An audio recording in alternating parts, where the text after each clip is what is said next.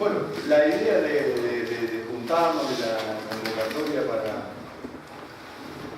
charlar era sencillamente que tanto está circulando lo que es la gente acerca de los fondos libres, tantas preguntas se hacen, es decir, tantos opinan de distintas maneras, de distintos lados acerca de esto, que bueno, ahí los compañeros plantearon de más o menos ponernos arriba el tema, juntar la información y tratar de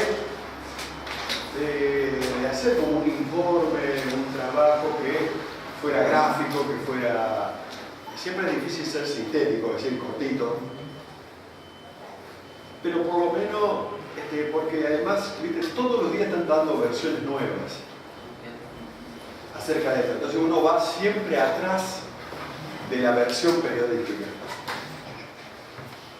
Y la gran pregunta que uno tiene, que va saliendo en las distintas bases de datos, la cantidad de información que sale, es que acá hay un ataque por parte de los fondos buitres, hablan del ataque de los fondos buitres y el ataque de los fondos buitres. Y uno dice, bueno, pero hay un ataque de los fondos buitres. Y la información dice que sí que hay un ataque de los fondos buitres. El ataque tiene que ver con un intento de golpe de Estado, entendiendo el golpe de Estado como que están queriendo cambiar la situación de poderes para que lo que gobiernan unos pasen a ser gobernados por otros. Es decir, ellos mismos incluso lo dicen. Es muy importante, digamos, actuar en estos momentos en que ya se está jugando el cambio de gobierno y el tipo de gobierno que va a ser en el 2015. Incluso no dejan muy en claro,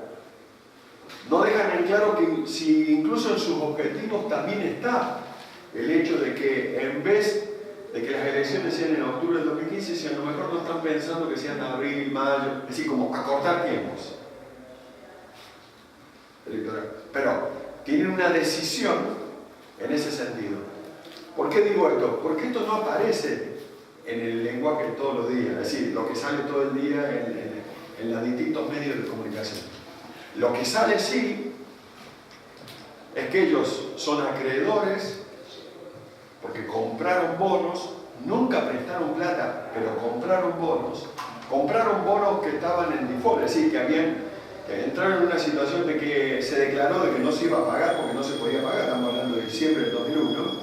Entonces ellos lo compraron a 10 pesos y lo quieren cobrar a 100. Es decir, hacer una ganancia más o menos de un 1000%, 1600%, y eso queda claro.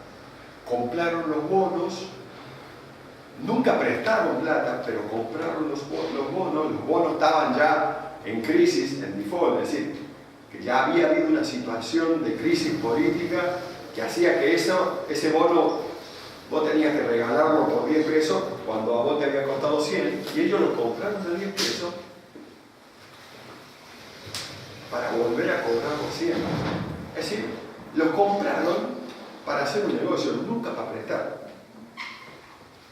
Entonces uno incluso va mirando, digamos, qué características tiene esto que llamamos los fondos buitres. Lo que pasa es que además de esto, uno dice, mira vos, estos no prestan plata. Compran deuda de aquellos que están, digamos, que están en incobrable, sabiendo que después ellos pueden cobrarlo al 100%. Con lo cual, tienen una idea de que tienen poder para hacer eso, pues no es fácil hacer eso, ¿no? Entonces,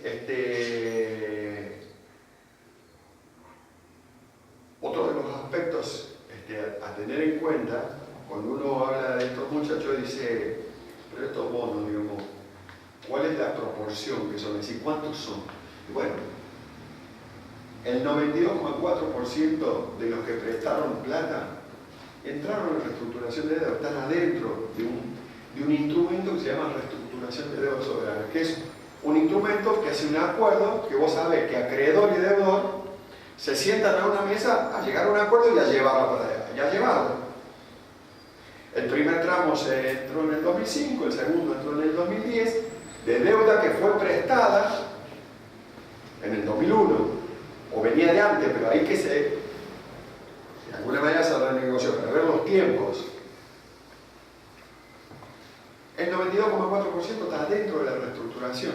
Afuera de la reestructuración, es decir, lo que quedan por fuera de la negociación formal, queda este 7,6%, de los cuales el 1% son buitres. ¿Qué quiere decir? Que no entraron en ninguna reestructuración, pero que además actúan para que el gobierno se debilite, el gobierno que sea, en este caso el de Argentina, se debilite, golpearlo para que se debilite y ponerlo en una situación que sí o sí te tenga que pagar el 100% o el 90%. Entonces voy a decir, ah, bueno,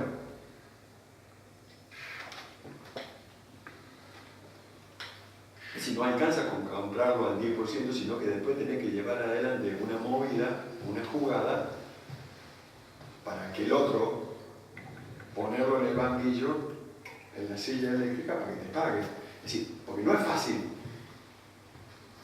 que está en el gobierno ponerlo en una situación donde te pague. Cuando vos no le prestaste, vos compraste algo que estaba en situación basura, es decir, porque es impagable, incobrable. Es decir, no solamente lo compraste para hacer eso, sino que vos estás pensando en que podés poner a los gobiernos en una situación de crisis, de quiebre, donde los forzás a una negociación donde te tenga que pagar el 100%. Y esto es así porque incluso ellos ya hicieron una experiencia en Perú. Es decir, incluso para decir quiénes son los fondos buitres, a qué se les llama fondos buitres. Es decir, por lo tanto, ya no se parecen mucho los buitres porque los buitres normalmente se comen lo que está muerto. Estos fondos te matan, después te condenan, pero te matan, por lo tanto tienen más de águila que de buitres, para decirlo.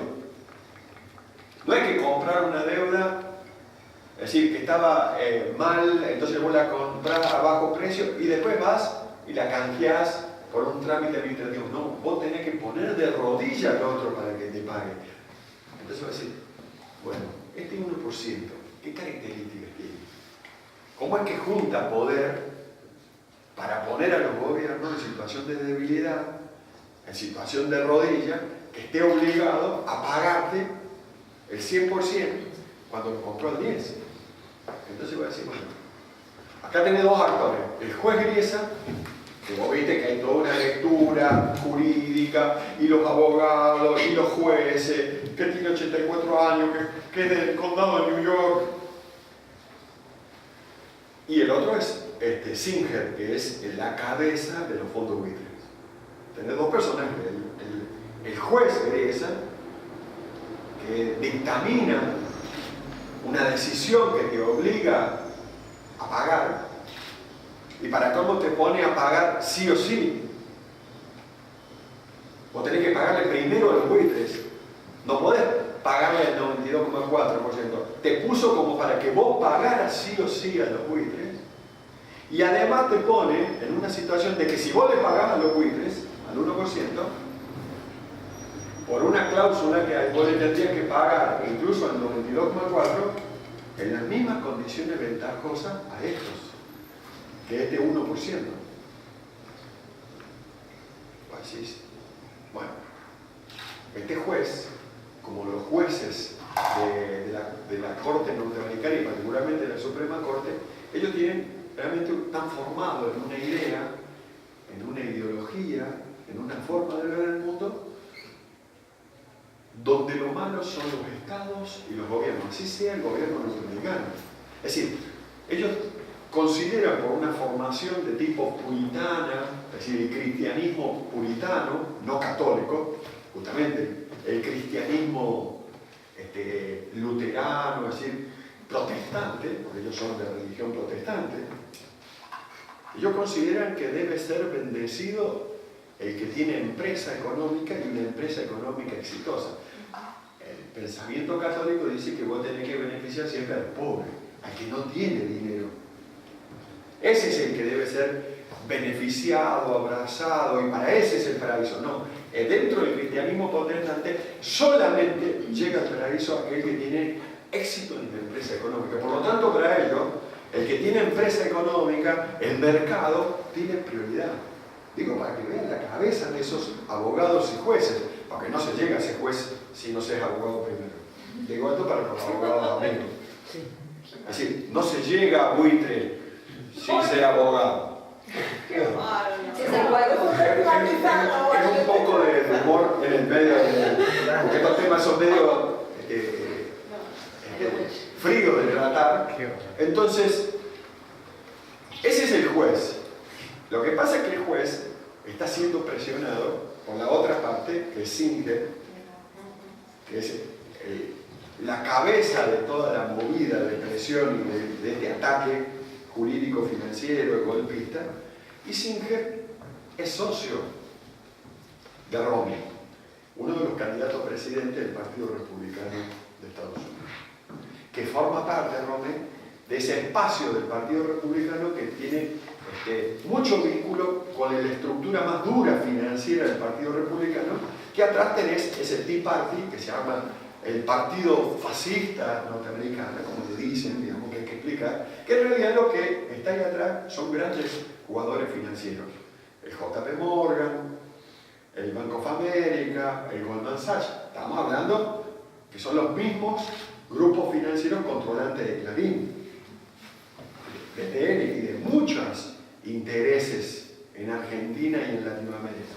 Estamos hablando de los grandes jugadores, sectores que han puesto ministros de Economía y presidentes. ¿No? Eso es Singer, claro. Cuando uno dice esto, hay un esquema de poder, voy a decir, no es Singer, ahí hay un esquema de poder, incluso hay una ideología del juez y un esquema de poder que puede presionar para que esa decisión del juez salga. Es decir, no es nadie el que está jugando un esquema de poder, es decir, un sector de gran capacidad de poder. Una vez que más o menos uno va descifrando quién está atrás de Singer, ¿cierto? De ese que en sí mismo no dice nada, pero cuando vos ves lo que hay atrás y de qué forma parte, vas a decir, no, aquí hay pesos pesados. Estos han puesto ministros de Economía en muchos países, no solamente en Estados Unidos. Entonces va a decir, bueno, entonces, ¿contra quién hace esa movida, Singer? Es decir, que termina saliendo por el juez Griesa. ¿Contra quién es? Es decir, ¿a quién quieren perjudicar? ¿De qué manera? ¿Para qué objetivo? Entonces va a decir, bueno, primero uno ve que el golpe es contra el gobierno argentino. ¿Por qué? Y porque ellos están preocupados realmente para que el próximo presidente de la Argentina les responda a ellos.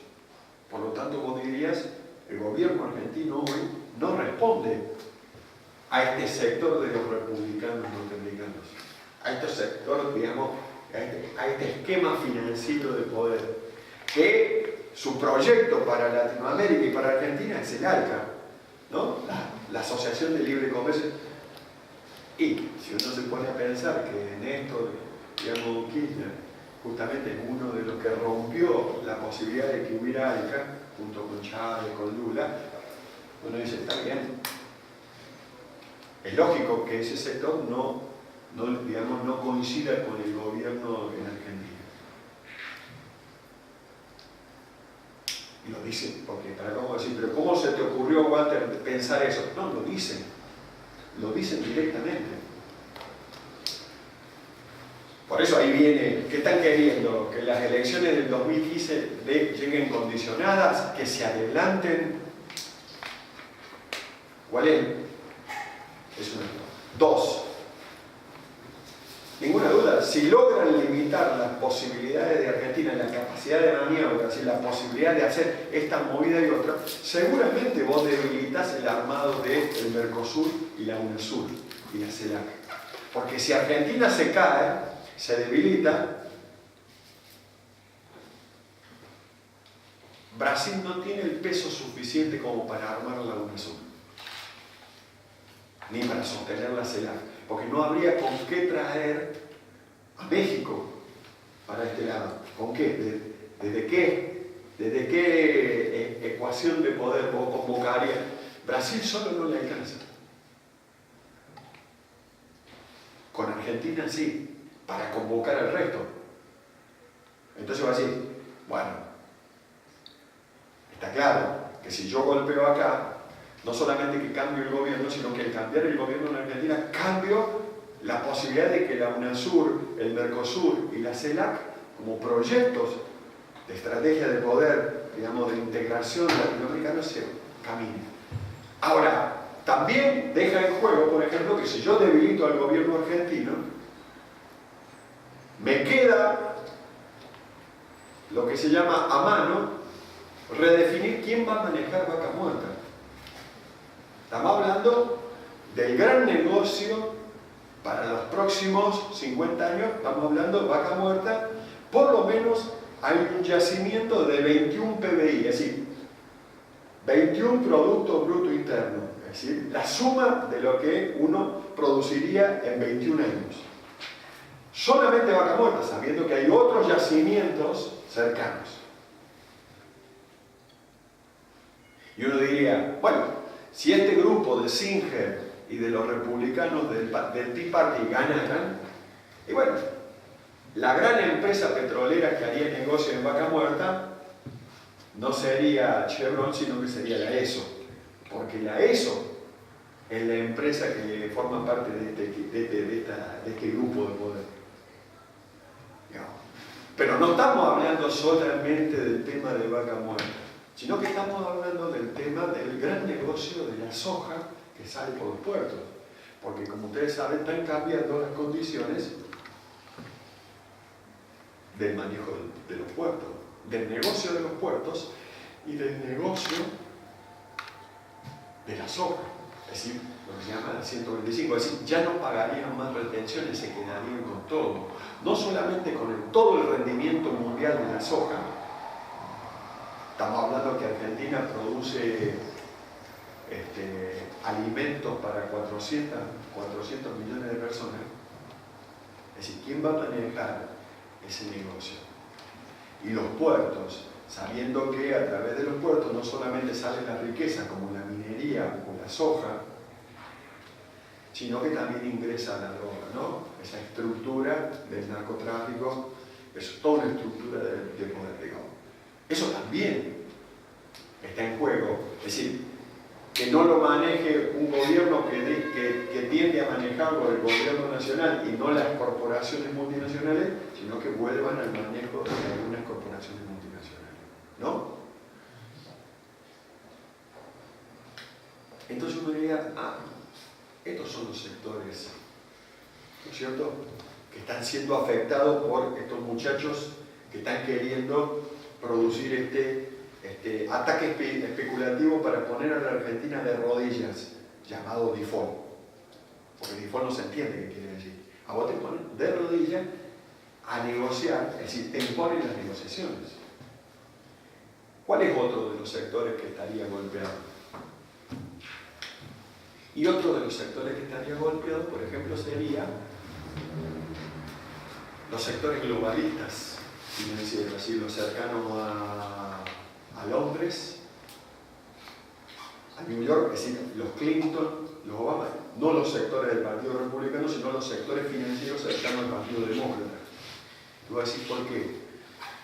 Y porque un golpe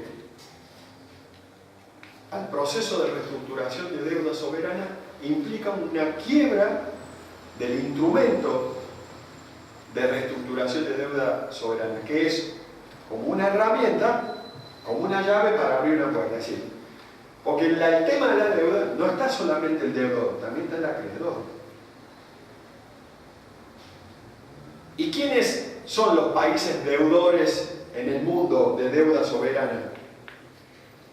Y los países deudores en el mundo son Argentina, Brasil, Uruguay, Perú, los 77 que vinieron a Bolivia, 135, así, China, la India, Rusia, Sudáfrica, Vietnam, es decir, el mundo de los países emergentes, los viejos llamados países dependientes.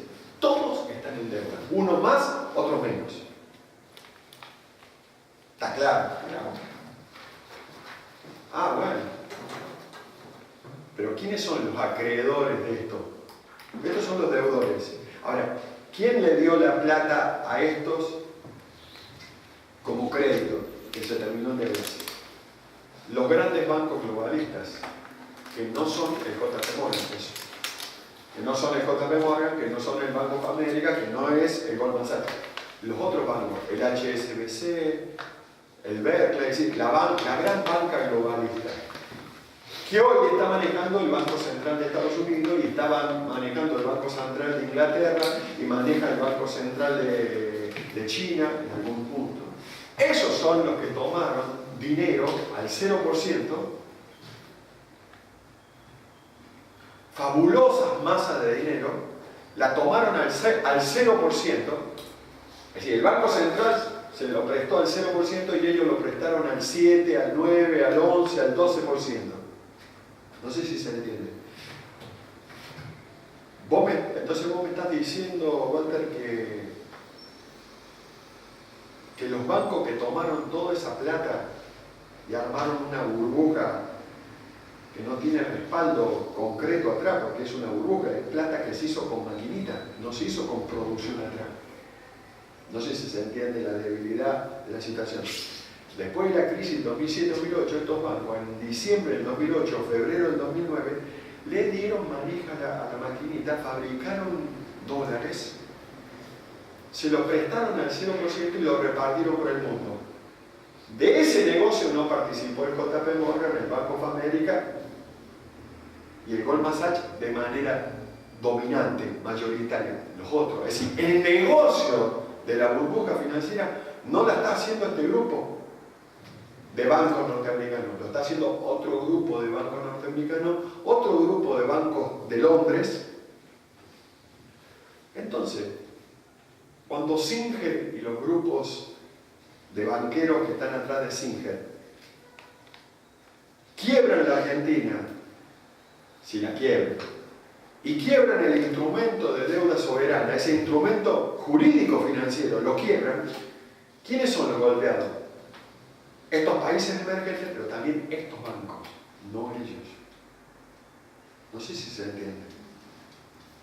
Es decir, lo decís, este esquema de poder de los grupos, de las grandes corporaciones financieras norteamericanas, no solamente atacan a Argentina por el gobierno argentino, por el tema de vaca muerta, por el tema del manejo de la soja, los puertos y la minería, el gran negocio de la extracción, sino que en esta movida también están enfrentando a los grandes bancos de poder global, porque si se rompe ese instrumento, el que queda colgado de la palmera, porque es el acreedor, son esos bancos. ¿No? Mire qué pesado el tema. Por eso yo a veces hago chiste un poquito en el medio para tomar aire. No, es decir, con razón que hay sectores del diario Financial Times de Londres o de Londres, que hay intelectuales y diputados, cosas que salen a defender a la Argentina. ¿Salen a defender a la Argentina o salen a defender sus negocios? Salen a defender sus negocios. Y lo importante es tener claro que ellos están en la defensa de la Argentina por sus negocios en el mundo. Entonces, ¿cuál es el proyecto de los globalistas? La Alianza para el Pacífico, no el ALCA. A ellos no les interesa el ALCA, porque ellos tienen una estructura de poder global. ¿Cuál es otro de los jugadores que están afectados? Por supuesto, los BRIC, ampliados, es decir, China, Rusia, la India, Brasil, Sudáfrica y todos los países emergentes, Vietnam, Indonesia, y aquel. ¿Por qué? Porque son todos los que están deudores, a ellos les llegó la plata.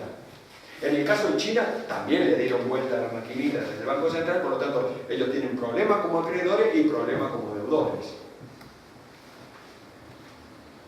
Pero todos los países que se reunieron hace 20 días en Santa Cruz de la Sierra, que en Bolivia, el G77, 135 más China, cuando dicen que respaldan a la Argentina, dicen que respaldan a la Argentina porque ellos están en la misma situación que Argentina. ¿No? Otro, el Vaticano, Francisco. ¿Por qué sale Francisco a enfrentar al Fondo Monetario? Porque el Vaticano de Francisco tiene un proyecto donde es esencial la situación de la UNASUR y la CELAC, desde México para acá. Y digamos que tiene como decisión que esa patria grande, que ese sector que va a UNASUR-CELAC se consolide y no quede bajo la coordinación del AICA o de Estados Unidos, ni quede bajo coordinación de los globalistas, sino que queden en una ecuación de poder o en un esquema de poder o en un diagrama de poder donde el Vaticano tiene peso. Es decir, hay una geografía del poder que al Vaticano le interesa como jugador, ya que Europa no es un territorio, sino que empieza a ser el tercer mundo de la periferia. Está dicho en la encíclica esa de Ecclesi Gaudium, ¿no es cierto? El Vaticano se vuelve un Vaticano y una iglesia de la periferia, porque esa es su situación. Tiene peso desde la periferia. Y la periferia de México para acá es una periferia importantísima para la Iglesia Católica, porque ahí tenés el 55-60% de los feligreses y tenés 600 años de historia. Y una religión católica que es dominante, que pesa. Y ahí nomás, de México para allá, tenés todo el protestantismo, con sus iglesias electrónicas, evangélicas, ¿no? Por lo tanto, el Vaticano también tiene claridad de que tiene que defender que ese ataque golpista financiero sobre la Argentina no camine. ¿No? Entonces uno va a decir, con razón, que estamos en medio de un ataque golpista por un esquema de poder tremendamente poderoso, porque es poderosísimo ese sector, ¿no es cierto? Esas corporaciones financieras son poderosísimas, pero son poderosísimas y acá parece que no está pasando nada. Porque se habla entre lo que pasa con el Mundial y lo que pasa con los fondos buitres, que son los dos grandes temas. En febrero del 2014, el HSBC hizo una corrida financiera que terminó en una corrida de precios, ¿te acuerdas? Que subió el dólar, subieron los precios, se encarecieron todas las mercaderías y estaban todos locos. Hoy el ataque es 100 veces más poderoso de lo que sucedió en febrero. Y sin embargo, parece que nuestra preocupación es si Argentina le gana a Bélgica, cómo nos va a ir con Nigeria. Es decir, no sé si se dan cuenta que el ataque es poderosísimo y nosotros hablamos de este tema como si fuera un tema académico, porque no, es decir, todavía no logró producir ningún desequilibrio. No sé si, porque hay que darse cuenta que acá hay un ataque especulativo poderosísimo y nosotros hablamos como si nada. Que en cualquier momento puede desencadenarse en términos negativos y se pudre todo, pero todavía no se pudrió todo. E incluso todos los datos de hoy dicen que la situación tiende a consolidarse a favor de Argentina, de la UNASUR, de la CELAC, de los BRIC, es decir, lo que está ganando es el peso mundial que tienen estos sectores que no quieren la crisis de la reestructuración de la deuda soberana. No porque están de acuerdo con la Argentina, sino porque están en el mismo problema que la Argentina. Incluso Alemania y Francia están de acuerdo en que este golpe especulativo no camine. ¿Cómo puede ser? Si los alemanes son medios socios del Tea Party en esos negocios que tienen Estados Unidos. Sí, pero el tema es que la Unión Europea, Alemania y Francia, son acreedores de Grecia, de Portugal, de España y de Italia. Y si llega a caminar una crisis, y la crisis del instrumento de deuda soberana, se abriría una brecha de crisis en la Unión Europea, en el euro y en el Banco Central Europeo. Por eso, si bien no actúan, digamos, con mucho movimiento y mucho alarde, están, como diciendo, no jodan con el tema de poner en crisis el tema de la reestructuración de deudas.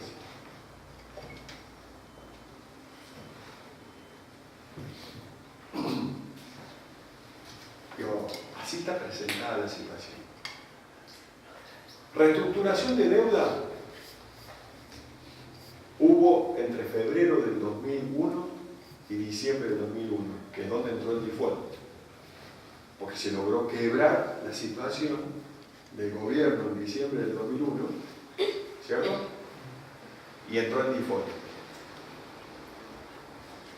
La salida en esa crisis eran dos grandes esquemas. Es decir, vos tenés salida por este esquema y entonces entras en un espacio de intereses, o salir por este esquema que tenés tal espacio de renegociación. Es decir, o vos salías por el esquema de dolarización, que era el que proponía el Bank of America, el JP Morgan, el Goldman Sachs, ¿no es cierto? O salías por el esquema de especificación con convertibilidad manejada, ¿no es cierto? Y administrada, que era el esquema de los grupos industriales argentinos y latinoamericanos más los globalistas, pero donde el esquema era un esquema globalista. Había dos esquemas en el 2001. O vos salías por un esquema financiero o por otro esquema. Nosotros salimos por uno.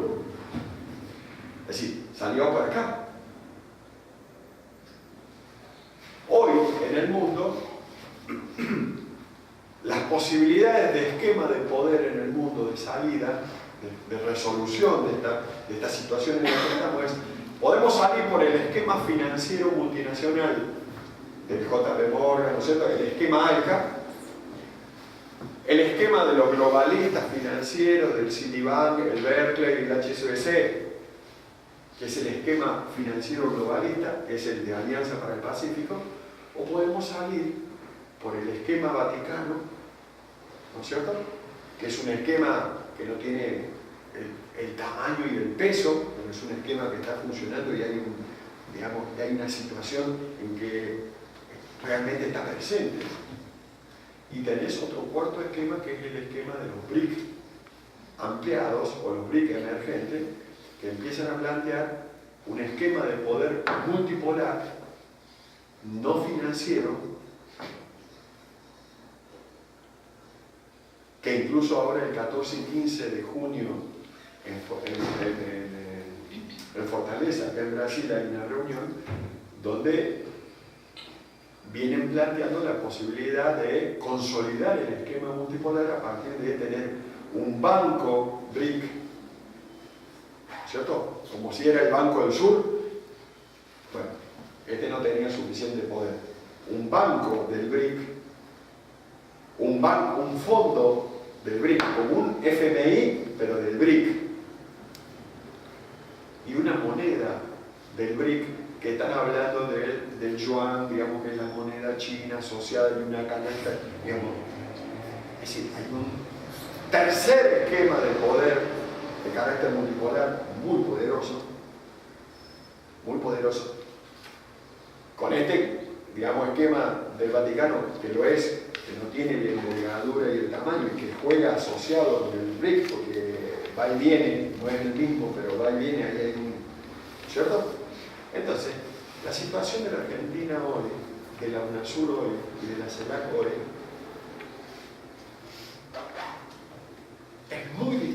a la situación de la Argentina de diciembre del 2001, donde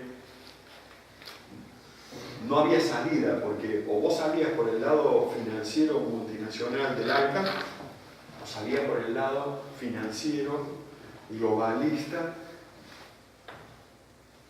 Eran dos salidas financieras, es decir, que para nada contemplaba la posibilidad de un proyecto industrialista, integral, productivo, de los pueblos, es decir, que tenga que ver con el Mercosur, con el UNASUR, con la CELAC.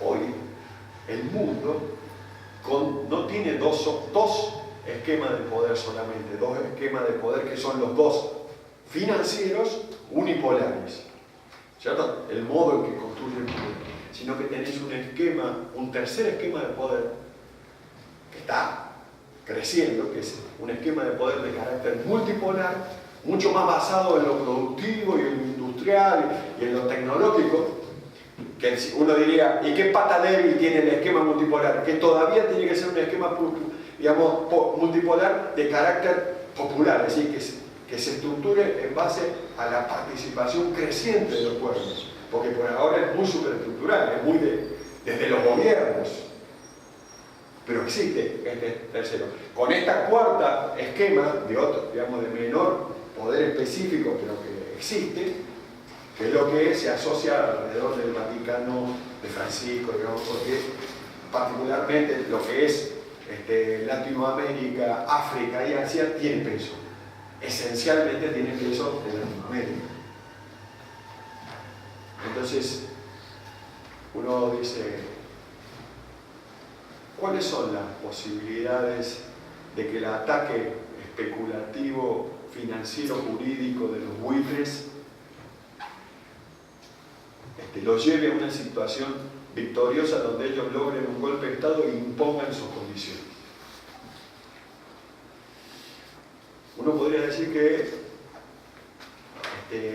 hay condiciones para que eso no suceda. Es decir, hay condiciones para frenar y bloquear que ese golpe de Estado que nace en el esquema buitre, ¿no?, de las multinacionales financieras norteamericanas, no avance. ¿Existe la posibilidad de frenarlo y pararlo? Sí, existe posibilidad de frenarlo y pararlo. Porque ya en realidad está bastante parado y frenado. Porque si no ya hubiera caminado.